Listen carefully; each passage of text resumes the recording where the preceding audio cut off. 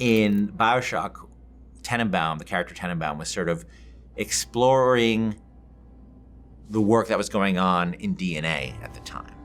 You know, the work that Crick and Watson were doing. And she was building upon that, and that, you know, a very radical enhancement of that work was done by Tenenbaum and Sue Chong, and you get the world of plasmids that make the original BioShock. Elizabeth's not a scientist, but she has the ability to interact with the kind of science that was being done in this period, the kind of science that was being done by Einstein, the kind of science that was being done by Heisenberg.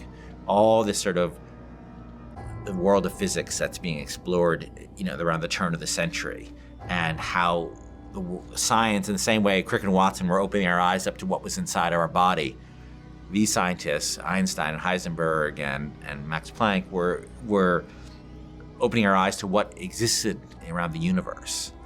And everybody can see in the world of Columbia these tears that are windows into these worlds that Heisenberg and Einstein were starting to explain to us. Elizabeth can actually reach into those worlds and manipulate them. And that's what her power, that's what you're seeing her do in the world.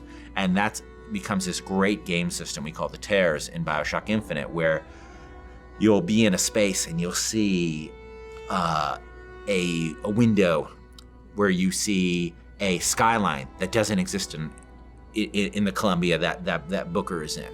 You'll see a turret maybe that doesn't exist in the Columbia that Booker exists in.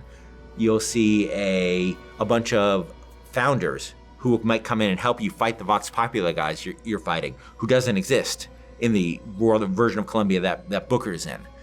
And Elizabeth is essentially saying to you is, I can bring one of these three in for you, Booker. Which one do you want me to bring in? And that's up to the player. I think I can help. Just tell me which one you want.